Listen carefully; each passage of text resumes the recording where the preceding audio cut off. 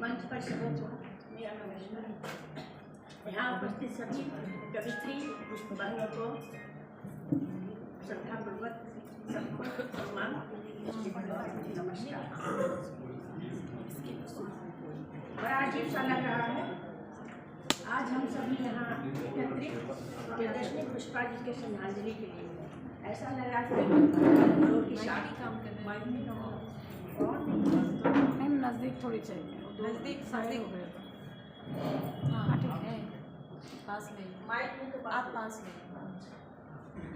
बड़ा अजीब सा लग रहा है कि हम लोग उनके श्रद्धांजलि के लिए एकत्रित हुए हैं। कल तो हम लोग के साथ ही ऐसा समय आएगा नहीं सोचे थे हम लोग। इस समय पर किसी का अधिकार नहीं है। मैं सबसे पहले शुरू करने से पहले उनके लिए कुछ पंक्तियाँ लिखी हूँ। शुरू करने के पहले उनको नमस्कार कहती हूँ। हम उनसे बहुत प्रेरित होते थे उनके कविता से।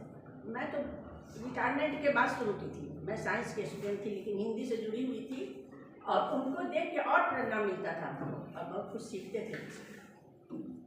इसलिए मैं बहुत लेट शुरू की लेकिन कुछ शब्द उनसे सुनी, कुछ शब्द मैं लिखी हूँ, पेश कर रही हूँ। मौत अचानक पुष्पा जी को मृग में आंसू लाई थी, छोड़कर अचानक चली गई, विश्वास नहीं हो पाई। छोड़कर चली गई लेकिन रहेंगी हमेशा हम सबों के दिल में। ऐसा लगता है आप यही कहीं हैं, गूंज रही आवाज आपकी हमेशा कान में। हृदय घात ने लिया आपको, उम्र का ना एहसास हुआ। चले गई आप छोड़कर, तनिक नहीं विश्वास हुआ। हर छंद हर कविता आपकी हमेशा याद दिलाएगी। जब होगी कहीं दोस्ती, तेरी याद सबों को आएगी। आप हमेशा रहेंगे हिंदी साहित्य के कणकण में। छवि आपकी सदा दिखेगी हर पटल हर गोष्ठी में। जब होगी कविता पाठ, चर्चा होगी तेरी हर मंचों पे। तेरा हंसना लच्छेदार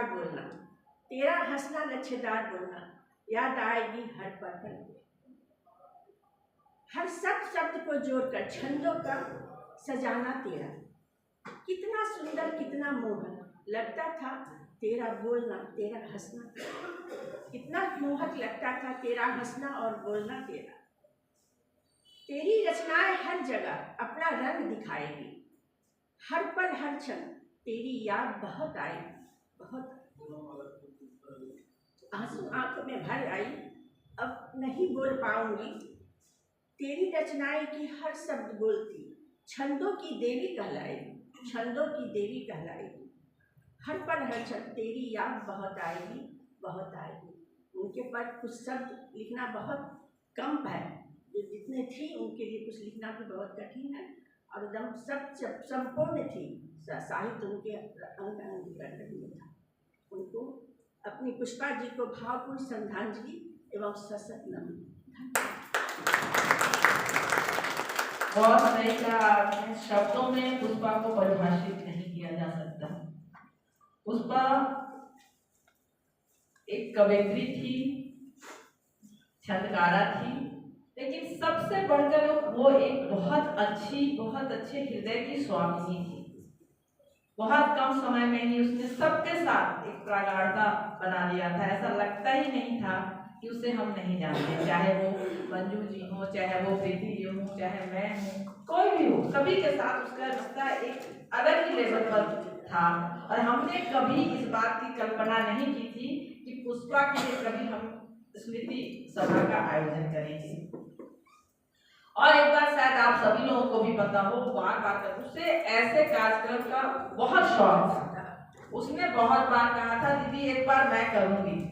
आखिरी मुलाकात में भी उसने ये बात कही थी कि दीदी मुझे इस बार मैं अपने घर में करूंगी। ममता जी के यहाँ एक छोटी सी गोष्ठी हुई थी, आज ममता जी यहाँ नहीं है, तो उसने कहा था, तो मैंने उसको यही कहा था कि पहले तुम अपनी तबीयत ठीक करो, फिर आगे के लिए कुछ सोचना, फिर तो हम सब हैं ही। लेकिन कहते हैं विधाता वो सब कुछ जानता है, हम कुछ नहीं जानते। हम सोच कुछ रहते हैं और होता कुछ और है। लेकिन पुष्पा जहाँ भी है, आज श्याम जी ने उसके उस सपने को एक आकार दिया है। जो पुष्पा का सपना था, उस सपने को उन्होंने आकार दिया है। उसका ये बहुत बड़ा सपना। तो एक बार श्याम जी के लिए तो तालियां। और अब मैं अपने ही बीच से बुलाना चाहूंगी श्रीमती ममता पांडे जी। बहुत